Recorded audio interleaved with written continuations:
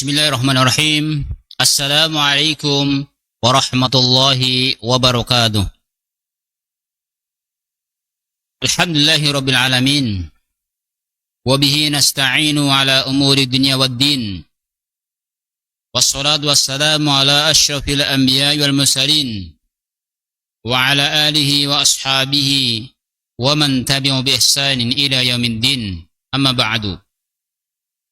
Kaum muslimin wal muslimat, para pemirsa dimanapun Anda berada, rahimani wa rahimakumullahu ajma'in, dan juga adik-adikku semuanya yang saleh dan soleha, siswa-siswi Syekh kita Imam Syafi'i, dan kaum muslimin dimanapun Anda berada yang semoga Allah subhanahu wa ta'ala merahmati kita semuanya. Pertama, kita bersyukur kepada Allah subhanahu wa ta'ala, karena Allah subhanahu wa ta'ala zat yang maha pengasih lagi maha penyayang, yang memberikan rezeki kepada kita, telah memberikan kenikmatan kepada kita yang sangat banyak, kenikmatan yang tidak mungkin kita bisa menghitungnya. Karena Allah berfirman, wa in ta'uddu ni'matallah la tuhsuha.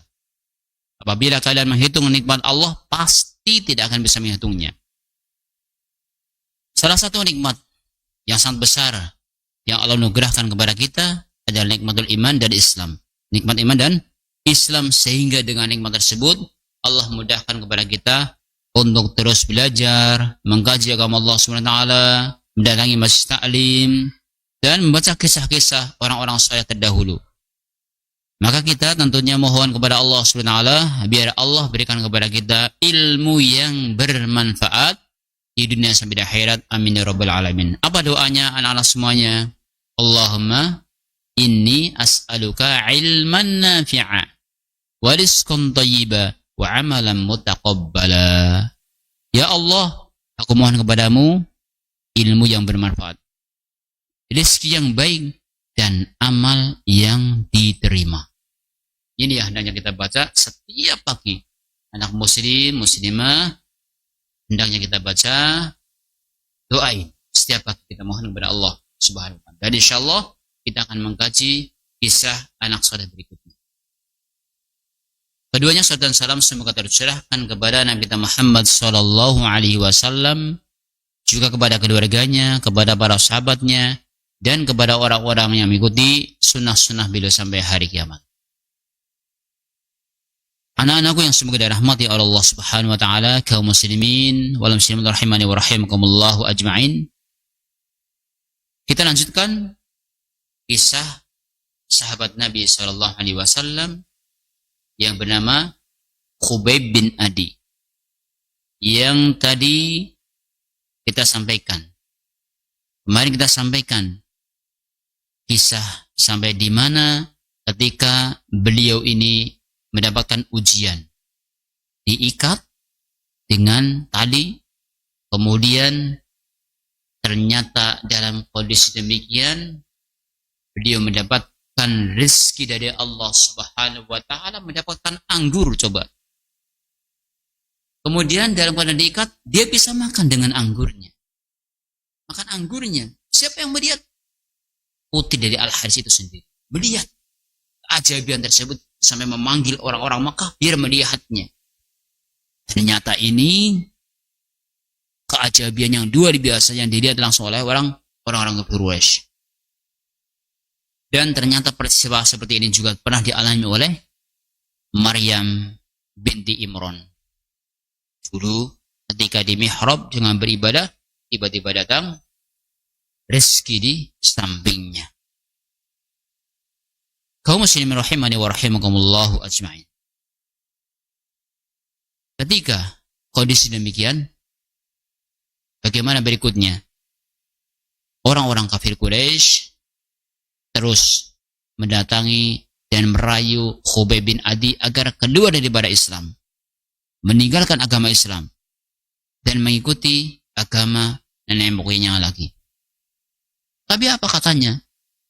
Ternyata dia tetap tegar. Salah satu contoh, biar Khubayb bin Adi ini berubah, biar goyah keimanannya, disampaikan bahwa saudaramu Zaid ya itu sudah meninggal loh. Sudah meninggal. Udah kamu ikut agama kita aja. Tapi bagaimana berikutnya? Coba kita lanjutkan kisahnya. Itu mereka terus menguji keimanannya dan membujuk dengan janji akan dibebaskan seandainya ia mau mengingkari Muhammad. Dan sebelumnya itu ingkar terhadap Tuhan yang tadi imaninya. Jadi orang-orang kafir Quraisy menggoda dan merayu terus bagaimana biar Khubayb meninggalkan agama Islam, agama yang dibawa oleh Nabi Muhammad SAW, dan mengingkari Allah Subhanahu Wa Taala. Agar seperti itu, agar mengingkari Nabi, agar mengingkari Allah, dijanjikan kamu akan dimerdekakan. Bagaimana sikapnya? Apakah dia nurut? Coba. Namun upaya mereka tidak ubahnya bagai hendak menjatuhkan matahari dengan memanahnya. Benar, keimanan Khubayb bagai matahari, baik dari sisi kekuatan, jarak, maupun sisi panas dan sinarnya. Jadi gambarkan keimanan Khubayb bin Adi ini sebagaimana matahari yang sinarnya kuat, dari jarak yang jauh juga sudah kuat, dan bisa menyinari kemana-mana. Ternyata keimanannya seperti matahari. Ia akan memancarkan sinar bagi orang-orang yang ingin mendapatkan sinarnya, dan akan memberikan kehangatan bagi orang-orang yang ingin mendapatkan kehangatan darinya. Subhanallah. Ternyata ketika dibujuk, ketika diajak, dirayu untuk mengikuti agama nenek moyang, tidak mau. Tetap dia berpegang teguh dengan agama Nabi Muhammad SAW dan mengikuti Allah SWT, beribadah yang kepada Allah SWT. Bahkan digambarkan imannya seperti matahari, menyinari ke berbagai pelosok. Adapun orang yang menghampiri untuk memusuhinya, ia akan terbakar dan hangus. Gambaran ketika memusuhi Khubayb bin Adi ini, digambarkan seperti matahari tadi, akan hangus sendiri, hancur sendiri, ya, karena tidak akan bisa merubahnya. Ketika mereka merasa putus asa dari apa yang mereka harapkan, diajak tidak mau, dijanjikan mau dibebaskan tetap tidak juga, kemudian dirayu tidak mau. Akhirnya mereka menggiring pahlawan ini ke tempat kematiannya. Mereka membawanya ke Tan'im, ya, Tan'im di sana. Kalau sekarang Tan'im itu ya masih di dekat Mekah, ya. Biasa di situ orang-orang yang dari penduduk Mekah biasa mengambil mikot dari situ, dan di sanalah ia menemui ajalnya. Di sana ia menemui ajalnya, yaitu Khubayb bin Adi. Sebelum mereka melaksanakan eksekusi terhadap dirinya, Khubayb meminta izin kepada mereka untuk sholat 2 rakaat. Ketika mau diputuskan mau dibunuh, maka Khubayb ini meminta izin kepada orang-orang tersebut. Izinkan saya untuk sholat 2 rakaat. Minta waktunya untuk sholat 2 rakaat. Akhirnya apa? Mereka pun mengizinkannya. Kenapa? Karena menyangka bahwa dalam diri Khubayb sedang berlangsung tawar-menawar untuk menyerah kalah dan menyatakan keingkaran kepada Allah, Rasul, dan agamanya. Dia pikir, ada dia lagi mikir-mikir dan istikharah atau sholat, dia ingin mengingkari Nabi Muhammad SAW, mengingkari Allah, mengingkari agama Islam, disilahkan. Akhirnya Khubayb menunaikan sholat 2 rakaat dengan khusyuk. Allah, ya, sholat dengan khusyuk, dengan tenangnya, Salat 2 rakaat dengan khusyuk dan tenang dan hati yang pasrah. Diserahkan kepada Allah Subhanahu wa taala. Coba. Orang kalau tahu akan meninggal, salatnya bagaimana coba? Adik-adik semuanya. Jamaah semuanya. Kalau tahu kita akan meninggal nanti. Kita akan meninggal besok. Kalau kita tahu salatnya luar biasa khusyuk. Tenang, nyaman. Nah, ini Khubayb bin Adi ini sholat dengan tenang, khusyuk, karena dia sudah terbayang akan menghadap Allah Subhanahu wa taala.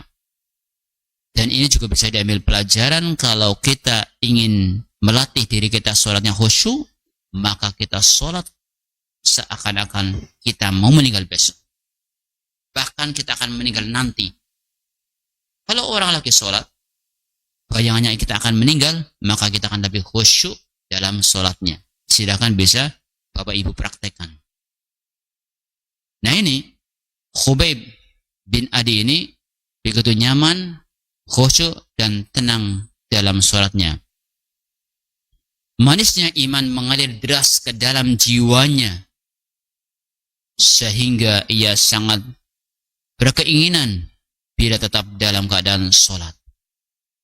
Ketika sholat nyaman sekali, enak sekali, tenang sekali, manis rasanya ketika sholat. Makanya beliau berharap beliau tetap dalam keadaan sholat, bahkan meninggal dalam keadaan sholat. Tetapi kemudian ia berpaling ke arah algojonya, ya, algojo yang siap memenggal.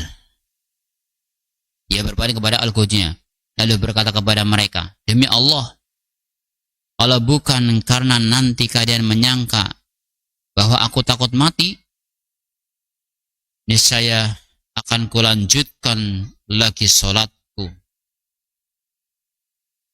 Sampai dia menyampaikan demi Allah, kalau bukan karena nanti kalian menyangka bahwa aku takut mati, niscaya akan kulanjutkan lagi sholatku. Kemudian ia mengangkat kedua tangannya, berdoa kepada Allah Subhanahu wa taala, mohon kepada Allah Subhanahu wa taala. Dia berdoa, ya Allah, hitunglah jumlah mereka dan binasakanlah mereka satu persatu. Ya Allah, hitunglah jumlah mereka semuanya dan binasakanlah satu persatu. Beliau, Khubayb bin Adi, berdoa kepada Allah SWT, mengangkat kedua tangannya, dan dalam posisi terdolimi. Kita tahu orang-orang yang terdolimi, doanya akan dikabulkan oleh Allah Subhanahu wa taala. Kemudian ia menatap tajam wajah-wajah mereka dengan keteguhan tekad, lalu melantunkan syair. Jadi tetap teguh, tegar, mantap. Khubayb bin Adi melihat mereka semua sambil melantunkan syairnya. Aku tidak peduli selama aku dibunuh sebagai seorang muslim. Dia menyampaikan, aku tidak peduli selama aku dibunuh sebagai seorang muslim. Mati seperti apapun kematianku itu di jalan Allah. Karena tempat kembaliku kepada Allah. Jika dia berkehendak, dia akan memberkahi setiap potongan organ tubuhku yang dipotong-potong. Subhanallah. Dia menunjukkan ketegaran dan ketabahan beliau ketika menghadapi ujian. Mungkin inilah peristiwa pertama dalam sejarah bangsa Arab, di mana mereka menyalib seorang laki-laki. Jadi orang laki-laki disalib dan disiksa. Kemudian membunuhnya di atas salib. Mereka telah menyiapkan beberapa batang pohon kurma untuk membuat sebuah salib besar. Lalu menyandarkan dan mengikat kuat Khubayb bin atasnya. Disalib, diikat dengan kuat ya di atas pohon kurma tadi. Orang-orang musyrik itu benar-benar sedang dalam kepuasan yang nyata. Para pemanah melepaskan anak panah mereka. Kekejaman yang di luar batas ini sengaja dilakukan secara perlahan-lahan terhadap pahlawan yang disalib itu. Jadi sengaja Khubayb bin Adi disalib, kemudian dipanah oleh orang-orang kafir Quraisy. Karena apa? Kekejaman yang luar biasa, karena dendam, kebencian yang luar biasa dibalaskan kepadanya. Tetapi Khubayb tidak memejamkan matanya dan wajahnya senantiasa memancarkan ketenangan yang menakjubkan. Subhanallah, meskipun disalib, dipanah oleh banyak orang, beliau Khubayb bin Adi tetap tegar dan tidak memejamkan matanya. Tubuhnya kini dipenuhi oleh tancapan anak panah dan sobekan pedang. Allahu Akbar. Coba bayangkan ya,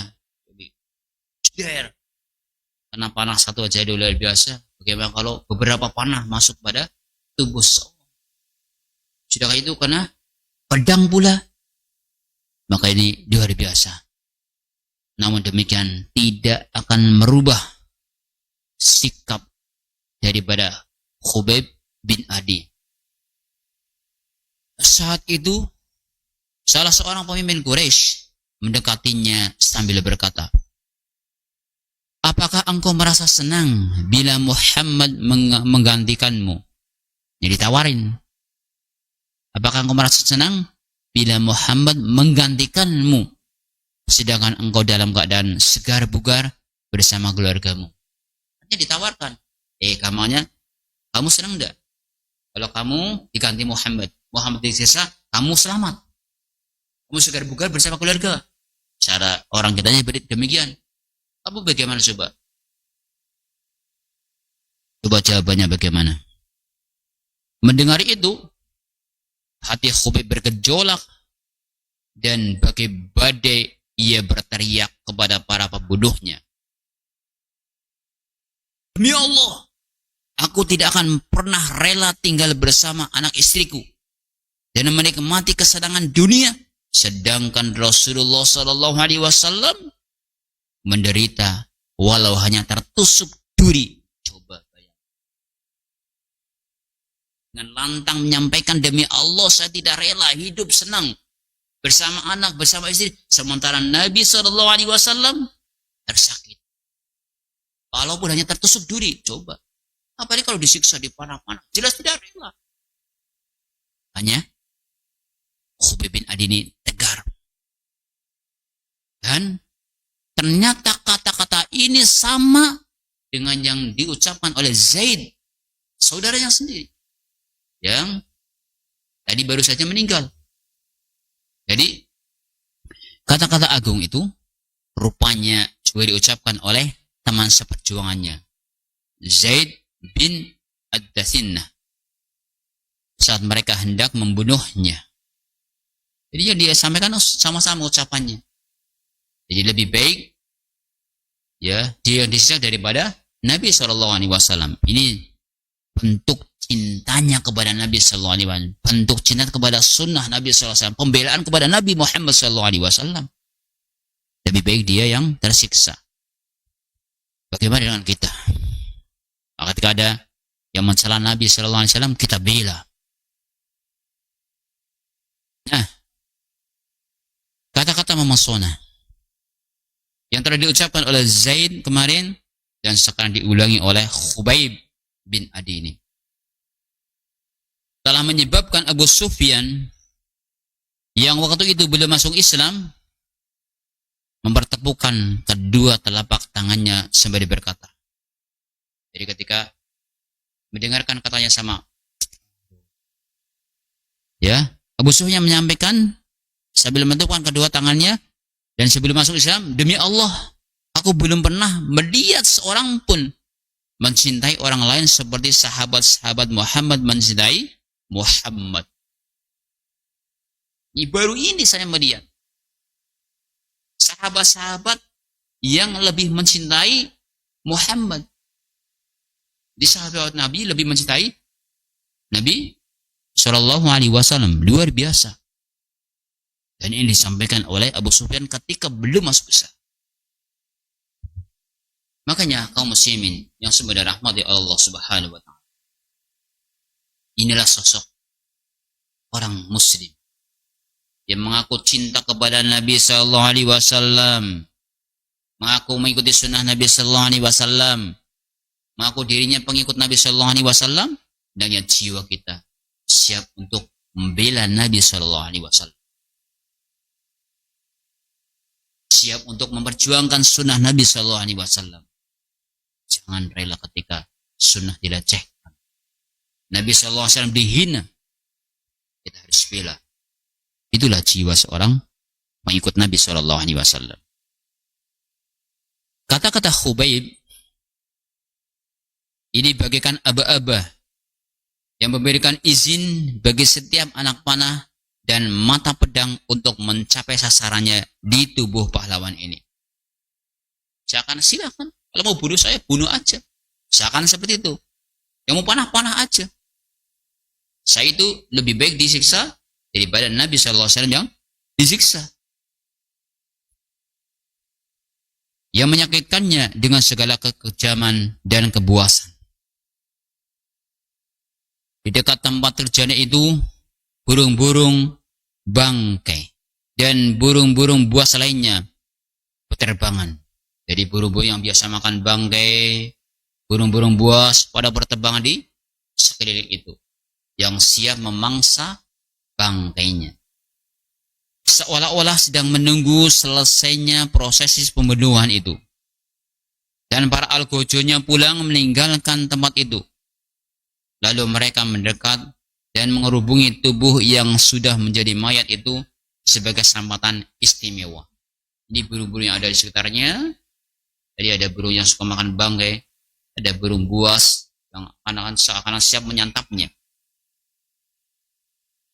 Kemudian tiba-tiba burung-burung tersebut berbunyi bersaut-sautan seolah-olah saling memanggil. Ini burung saling bunyi dan saut nyaut. Tentunya pakai bahasa burung sendiri. Saling memanggil. Lalu mereka berkumpul dan saling mendekatkan paruhnya seakan-akan sedang berbisik dan saling bertukar kata-kata. Allahu Akbar. Burung-burung ini saling mendekatkan paruhnya seakan-akan lagi berbisik-bisik tukar kata-kata. Tiba-tiba mereka berterbangan membelah angkasa. Ya. Terbang membelah angkasa dan pergi menjauh. Dengan perasaan dan naluri burung-burung itu seolah-olah mencium bau harum seorang lelaki soleh dan selalu mendekatkan diri kepada Allah keluar dari tubuh yang tersalib itu. Jadi burung-burung lagi akhirnya pada pergi dan tidak mau memakan mayat tersebut, seakan-akan dia mencium bau harumnya dari orang soleh yang tersalib ini. Sehingga mereka segan untuk menghampiri dan menyakitinya. Nah, burung-burung aja punya perasaan coba, punya naluri. Ini orang soleh yang ini tidak mau memakannya, tidak mau mendekatinya. Burung-burung itu akhirnya terbang melintasi angkasa dan menahan diri dari kerakusannya. Wah, karena tercium bau yang luar biasa oleh burung, tercium dari orang yang soleh ini, tidak mau memakan mayatnya, kemudian mereka pada pergi semuanya dan menjauh. Ya akhirnya tidak jadi makan mayat dari sahabat Khubayb bin Adin. Itulah kondisinya bagaimana. Sampai burung aja menyadari. Orang-orang musyrik kembali ke sarang kedengkian di Mekah. Setelah melakukan tindakan melampaui batas dan permusuhan. Dan kini tinggallah tubuh yang syahid itu dijaga oleh sejumlah orang Quraisy yang bersenjata tombak dan pedang. Akhirnya orang-orang pada pergi ke Mekah, ke tempatnya sendiri-sendiri. Kemudian ada sejumlah orang yang menjaga tubuh yang syahid itu. Pada waktu orang-orang Quraisy meletakkan Khubayb di atas batang pohon kurma yang mereka jadikan sebagai kayu salib tempat mereka mengikatnya, Khubayb telah menghadapkan mukanya ke langit sambil berdoa kepada Rabb-Nya yang Maha Agung. Ketika mau dibunuh, disalib, Khubayb berdoa kepada Allah. Apanya? Ya Allah, kami telah menyampaikan risalah dari Rasul-Mu. Karena itu, esok hari sampaikanlah kepada beliau tindakan orang-orang itu terhadap kami. Subhanallah, sebelum meninggal, beliau berdoa kepada Allah Subhanahu wa Ta'ala, Ya Allah, kami telah menyampaikan risalah dari Rasul-Mu. Karena itu, esok hari sampaikanlah kepada beliau tindakan orang-orang itu terhadap kami. Jadi berdoa bahwa beliau sudah menyampaikan risalah Nabi SAW dan tolong disampaikan kepada Nabi SAW tentang tindakan orang-orang kafir Quraisy ini. Terus bagaimana? Ternyata Allah Subhanahu wa Ta'ala mengabulkan. Allah mengabulkan doanya. Ketika Rasulullah SAW sedang berada di Madinah, tiba-tiba beliau diliputi perasaan yang kuat bahwa para sahabat beliau sedang dalam musibah. Ini subhanallah, langsung ada kontak. Nabi SAW terkontak bahwa sepertinya di Mekah sahabat-sahabat kita lagi kena musibah. Ada sesuatu di sana. Dan terbayang oleh beliau tubuh salah seorang dari mereka sedang tergantung seakan-akan di bayangan Nabi Sallallahu Alaihi Wasallam ada tubuh yang tergantung di hadapan Nabi Sallallahu Alaihi Wasallam. Nah itu beliau segera memanggil Miqdad bin Amr dan Az-Zubair bin Awam. Miqdad dan Zubair diutus oleh Nabi Sallallahu Alaihi Wasallam. Coba sekarang pergi ke sana. Bagaimana kondisi saudara kita? Terbayang di depanku ada seorang sahabat yang sedang terkena musibah dan seakan tergantung. Akhirnya mereka berdua cepat-cepat menunggang kuda mereka dan memacunya dengan kencang untuk mengetahui apa yang terjadi di sana. Kalau dah, kita bergegas. Ayo kita naik kuda dan segera ke Mekah. Siapa tadi? Miqdad. Dan siapa? Zubair. Zubair bin Awam dan Miqdad bin Amr segera naik kuda dan menuju ke Mekah. Untuk apa tadi? Melihat kondisi sahabatnya, temannya yang di sana kondisinya. Apakah betul mereka mendapatkan musibah? Dan apa yang terdetik dalam benak Rasulullah SAW tadi? Maka dia terus mencarinya. Dengan petunjuk Allah, mereka sampai ke tempat yang dimaksud. Mereka menurunkan jasad sahabat mereka. Allahu Akbar. Ternyata sampai pula ke tempat tadi. Akhirnya dua sahabat ini menurunkan jasadnya. Jasadnya Khubayb bin Adi diturunkan. Khubayb sementara tempat suci di bumi telah menunggunya untuk memeluk dan menutupinya dengan debu-debunya yang lembut. Jadi tentunya seorang muslim ketika meninggal telah dimakamkan. debu-debu yang suci, tanah suci itu sudah menunggu untuk tempat kembalinya Khubayb bin Adi. Hingga kini tidak ada seorang pun yang mengetahui di mana makam Khubayb. Di mana makam Khubayb. Mungkin itu lebih pantas dan utama untuknya. Jadi dalam sejarah kisah tidak dijelaskan di mana makam Khubayb bin Adi. Sehingga ia senantiasa menjadi kenangan dalam hati nurani kehidupan sebagai seorang pahlawan yang gugur syahid di atas kayu salib. Itulah sejarah dan kisah dari sahabat yang mulia, yaitu Khubayb bin Adi.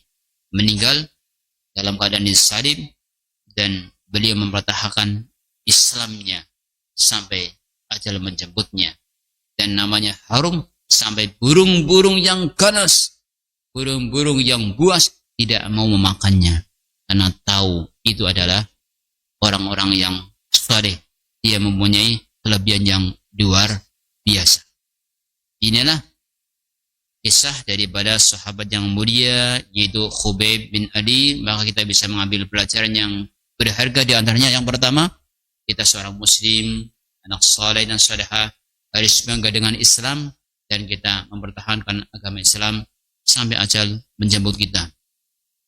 Yang kedua, kita tidak mudah tergoda dengan iming-iming dunia, harapan dunia ketika kita untuk meninggalkan agama yang mulia ini. Sebagian Khubayb meskipun ditawarin bahwasanya dia nanti akan hidup bahagia, kemudian Nabi yang disiksa, tapi beliau tetap tidak mau, tapi mempertahankan agama yang mulia.